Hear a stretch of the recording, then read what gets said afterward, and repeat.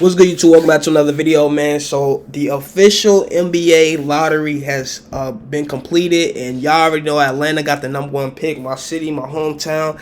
So let's go ahead and see what the possibilities of the mock draft is. Who can possibly go and pick Atlanta or go and get picked by Atlanta by #1? This is a I believe this is Hoop Reference. Shout out to him. Original link to this video will be in the description down below. And let's get this video to, let's say, like 5 likes or whatever. You know what I'm saying? Let's go ahead and just jump right into it too, no cap.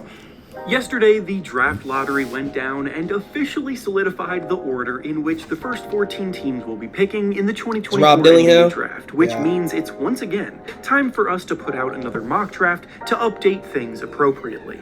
We saw a surprise team snag the #1 pick. Atlanta. We saw the Pistons once again get screwed, as is tradition at this point, and as a result of the shakeup, we have a lot to unpack. But before we start, though, this should be interesting, no cap. Watching right now aren't even subscribed to the channel, so if you enjoy the content, consider hitting the subscribe button. Like, who do y'all think? Hey, comment down below. Who do y'all think Atlanta's gonna pick for the first round? Now, let's begin.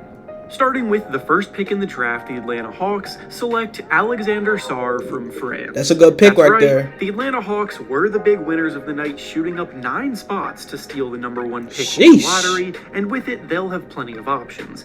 This is shaping up to be the summer of a Hawks shift, where they may be breaking the band up a little bit, and by taking Alex Sarr, they're setting themselves up for a better future with a pillar in the middle to hold things down on the interior defensively.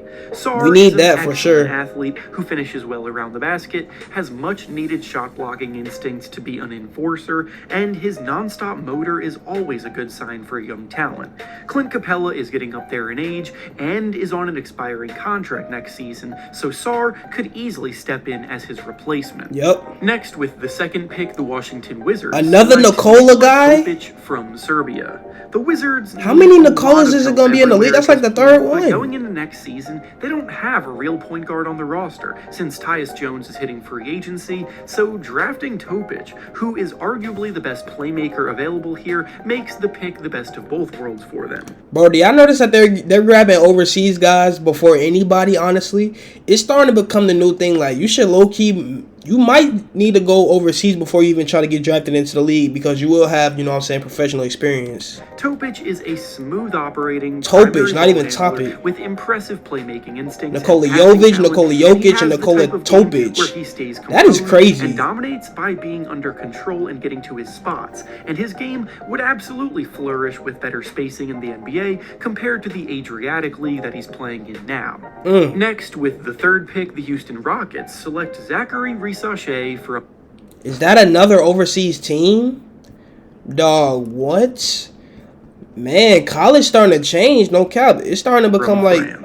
Risacher is a big wing with knockdown three-point shooting potential, continually improving skills on the ball as a creator, and switchability on defense. That's always going to be a recipe for success for an NBA draft prospect to hear that. I definitely want us to get Sarr, though. On draft night. He started the season shooting red hot from 3, but he did admittedly cool off a little bit since the end of January. I think that's another overseas guy I want to grab too, though, no cap.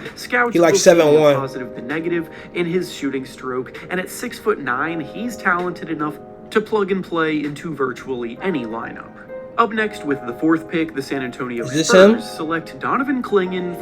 This is who I want the Hawks to grab. I'm really into the idea of the Spurs pairing Clingan with Victor Wembanyama in their front court. Wembanyama is already a... This is who I want the Hawks to get, actually. ...guy as a rookie, but he can't make their team's defense elite by himself, and he's also more preferably a power forward, so slotting in the best defensive center in this draft next to him could form an unbelievably dominant... That would be crazy though, imagine. Clingan is a 7'2" player who uses his size. This is who I wanted. This is who I was talking about. Around the basket, rotating perfectly, contesting without fouling, and blocking tons of shots. He and Wembanyama would be a terror for opposing teams. Yo, that would just be unfair, no cap. And would give them much needed identity on the defensive end for the first time in a while.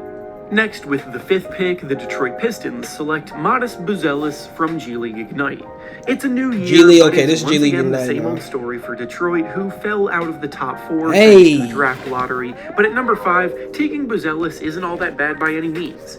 The start of his G League campaign was a bit of a struggle, as he missed a decent chunk of the early season due to injury, and still looked hampered a bit after returning to the court early on. But in the second half of the season, he looked much better. He was scoring well, grabbing a ton of rebounds, and even blocking a lot of shots for a wing player.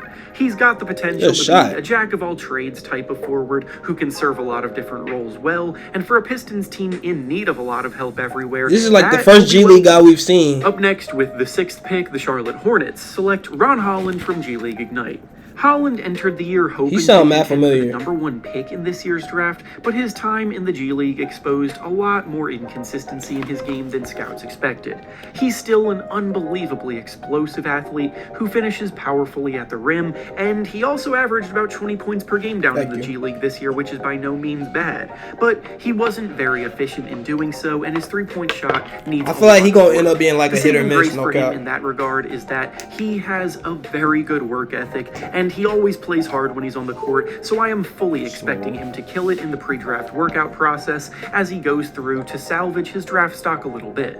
Next, with the 7th pick, the Portland Trailblazers select Stephon Castle from UConn. Wait, this Castle may not have been the star of the show during UConn's championship run this year, but he did play his role well. Do y'all see Bronny going first round? And his two-way play solidified him as a top 10 pick in the eyes of most scouts. He was oftentimes tasked with defending the opposing team's best player as a freshman, and he made their lives miserable doing so. He's also a smart cutter off the ball. He's a strong guard who does well around the rim. The only thing holding him back from his true ceiling is his unimpressive shooting splits from 3. Next, with the 8th pick, the San Antonio Spurs select Rob Dillingham from Kentucky. The Spurs own a 2nd pick in the lottery this year thanks to Rob Dillingham going 8. That's what he thinks. And after taking Klingon to solidify things inside earlier, they would love to bring in arguably the best shot creator in the class with their 2nd pick. That's a good replacement for Dejounte Murray, I will say that. Elite shot making skills and smooth ability to get wherever he wants off the dribble and play make for those around him is most obviously the translatable NBA talent that there is. Concerns with Dillingham, though, include the fact that he struggles mightily on the defensive end, but the Spurs are in desperate need of a playmaker to feed Wembanyama easy looks, and the pros easily outweigh the cons with him here. Up next, with the 9th pick, the Memphis Grizzlies select Dalton Knecht from Tennessee. Knecht had a great year scoring the basketball in college and proved he was a big-time scoring talent in March Madness when he averaged 26 points in the tournament, including a 37-point performance in their tight loss to Purdue in the Elite Eight. He might be the best pure scorer in the draft this year. Yeah, I like how he plays for sure. Strength and athleticism on top of it. A small forward. For a Grizzlies team that ranked dead last offensively this season, he is something that they could use more of. Next, with the 10th pick, the Utah Jazz select Colorado, okay. from Colorado. Williams is an intriguing wing talent who has good size at 6'8", with a 7'1" wingspan, and his brother Jalen Williams is one of the league's young breakout stars. The Jazz have done well drafting over the last few years and are lacking in wing depth going into next season, so he fits a position of need, and his upside is as an efficient secondary scorer who can defend multiple positions. Up next, with the 11th pick, the Chicago Bulls select Reed Sheppard from Kentucky.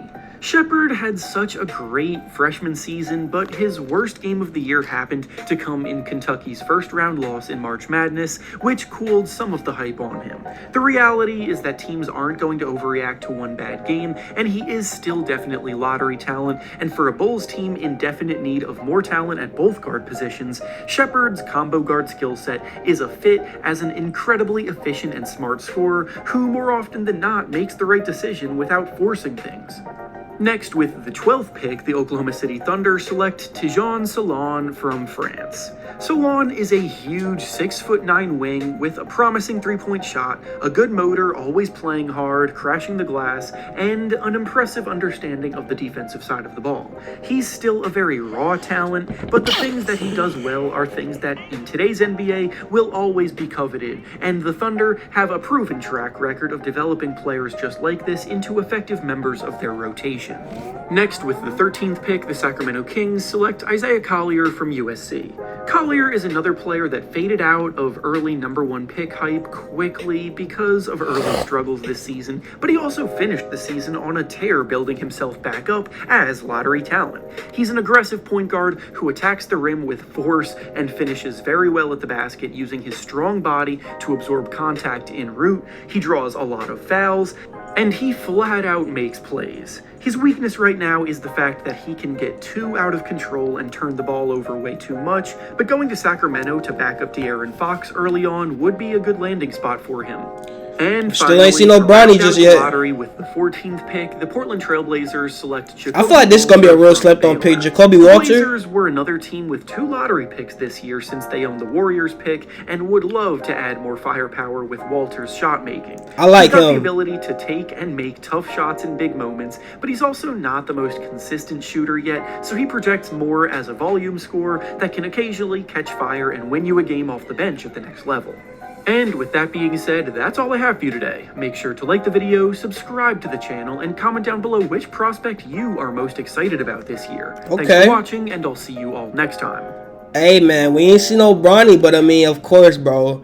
You already know he gonna end up getting drafted. And whoever that really does draft him, if it really does end up being the Lakers, that's gonna be wild. That's gonna be pretty crazy to see Bronny and his dad on the same team, bro. Comment down below where do y'all think Bronny's going. My opinion, I feel like everybody really gonna say the Lakers, but we never really know how it's gonna end up playing out.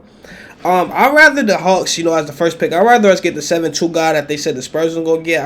I forgot what his last name was, or like Dinyin or something like that. Dinyin, Casey Dinyin or something like that. I'm not too sure. I might have said it wrong, but y'all let me know in the comment section down below what y'all think about this year's draft. We about to go ahead and wrap this up. Original link to this video will be in the description down below. Hope y'all enjoy, but it's your boy Caprice the Great, and I'm out. No cap.